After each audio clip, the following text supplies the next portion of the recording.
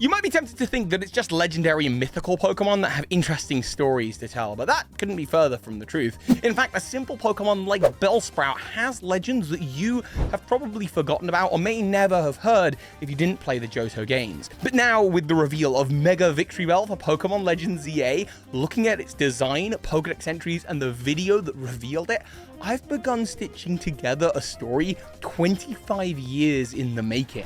I've been making Pokemon theory videos for a long time, and trust me when I say I never thought I'd be making a video about the lost lore of Bellsprout. And I bet even as a Pokemon lore enthusiast such as yourself, you never thought you'd be watching one. But hang tight, because this theory about Mega Victrybell and Bellsprout, it's rooted deeper than you think.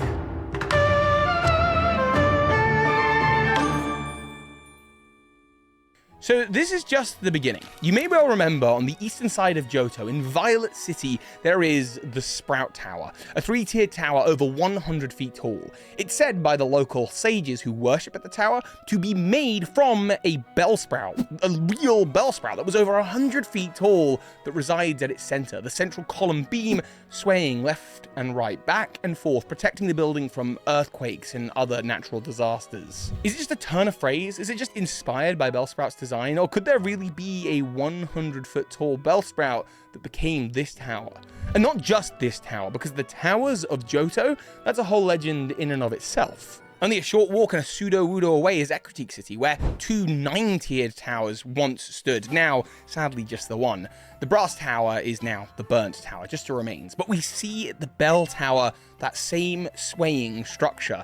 Is that a 300-foot tall Bellsprout that became that tower? Surely not. Then again, it is called the Bell Tower. Bell Tower, Bellsprout. The local lawkeepers, the Kimono Girls, use bells to commune with Ho-Oh and Lugia to summon them to the tower for good fortune and happiness. These towers are a place where people and Pokemon commune with one another. That's what the Sprout Tower is all about. According to the map description, the Sprout Tower is a tower where they study diligently to learn how to live with Pokemon. So, the coexistence of people and Pokemon, that's what these towers are all about. And this idea of giant Pokemon, it's not ridiculous. It's something we've seen actually a lot of lately. Totem Pokemon and Titan Pokemon, Gigantamax Pokemon, of course. Even in Pokemon Legends ZA, the Mega Evolutions that are rogue are giant. And just looking to the anime, even back then in the time of Generation 1, there was a giant Dragonite silhouette. Actually, that became a big part of the lore video that I did on Mega Dragonite as well. I don't know if I'm going to manage to do these on every new Mega Evolution, but like, there is something here with Bellsprout, so I've got to cover it. And in Gen 2, there was a giant Sunflora, and even more recently, a giant Arboliva as a result of living so very long and the energy inside it. What's more is that Victrybell has Pokédex entries talking about how the scent that it uses to attract in other Pokemon to become its prey come from an acid within that smells like a sweet honey. Max honey is used to Gigantamax Urshifu into its Gigantamax form. So maybe there's something to that. Maybe there's a substance in Bellsprout's body that, if just activated in the right way, is kind of like G-Max honey, turning it into a giant 100 or 300 foot tall Pokemon. Too big to stay living, it kind of just becomes a giant tower swaying in the breeze, and the tower is built by the sages around the Pokemon.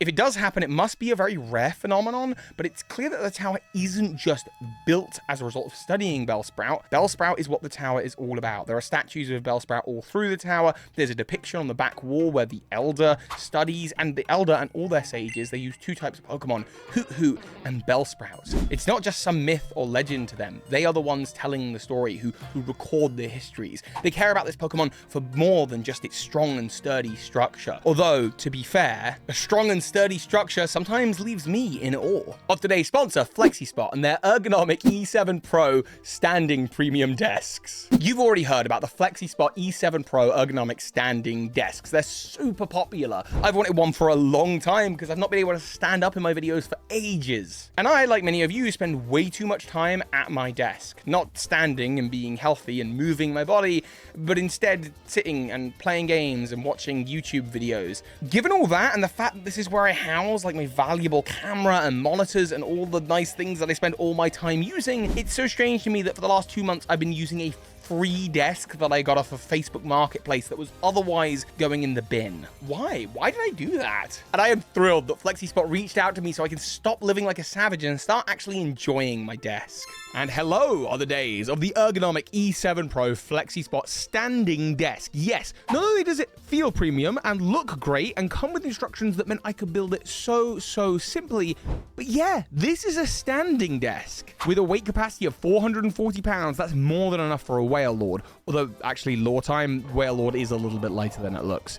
Given that we all spend so much time at our desks and me spending so much time at mine, I'm so glad I can finally say I have one that supports the weight of my work and helps me in creating lifelong healthier habits. Oh, and I mean lifelong, because the E7 Pro has a 15-year warranty and a 30-day risk-free money-back guarantee return service. So what are you waiting for? Click my link at the top of the description to get yours today and use my special discount code on screen to get $50 off your order. And thank you to FlexiSpot for this mega sponsorship. Speaking of Mega, let's talk about Mega Victrybell. Mega Victrybell is revealed in a trailer in which some people searching through the houses of Kalos find a creepy abandoned building. In there, it turns out a trainer is, well, training their Victrybell to victory, I guess, in the ZA Royale. And the sweet aroma that our detectives are investigating is coming from Victrybell. I mentioned, of course, the honey aspect, and honey is more than just max honey. In Pokemon, honey is an item that can be used in Sinnoh to slather on trees to bring Pokemon in. This isn't too dissimilar to the move Sweet Scent, which is the other thing that you get from a Victrybell. It's a honey-like aroma that brings a sweet scent. Sweet Scent being a move that is used outside of battle to attract Pokemon from all around. And of course, Sweet Scent is just a move that the Victrybell line can learn as a whole, Bellsprout as well. Bellsprout, according to its Pokedex entries, sometimes has to root its feet into place to rehydrate, and when that happens, it can't move. Keep that in mind. And now imagine this, that in ancient Johto, at one time, there was a Bellsprout, possibly off the route just outside Violet City, that had wandered its way into the town's limits. Imagine this Bellsprout makes its way into Violet City and finds a watering hole, and there on a small patch of land, it roots itself into the ground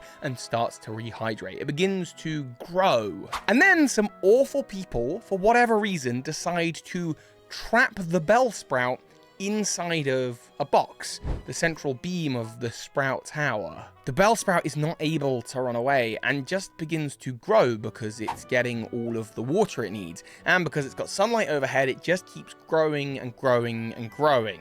Oh man, this is getting kind of dark.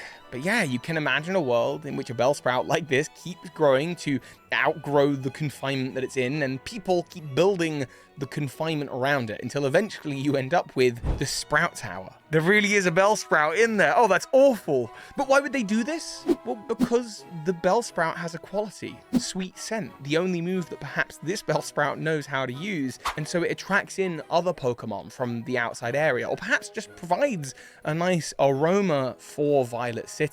Perhaps there's just a permanent honey scent that's around. This methodology of building towers is then ultimately used for the towers in Ecruteak as well. And I really think that the people of Violet City did this because Violet City is the home of the flying type Pokemon gym, and the sages use one other Pokemon commonly alongside Bellsprout. That's Hoot Hoot. If you build a tower that's tall and use that tower that can just create Sweet Scent to attract Pokemon in, what do you think those sages are hoping to do? Well, they're hoping to communicate with the flying Pokemon that are over the region, the Pokemon that they themselves kind of worship. And we know that the people of Violet City and Johto generally worship Ho-Oh and Lugia. It's not just the Kimono girls. Ho-Oh can be seen on the nearby ruins of Alph Wall, and more on that in the unknown video that I did. It's really worth a watch after this one. So they built the Sprout Tower, but it only makes it to 3 tiers tall, only 3 tiers up. They're going to need to go higher if they want to meet Ho-Oh and Lugia, but still eager to use its scent to commune with the legendary birds of the region. Over in Ecruteak, they find another spot, a spot where there's a little wellspring, which likely has water that comes up from Mount Mortar. We see this in the games, and they capture not 1, but 2 Bellsprout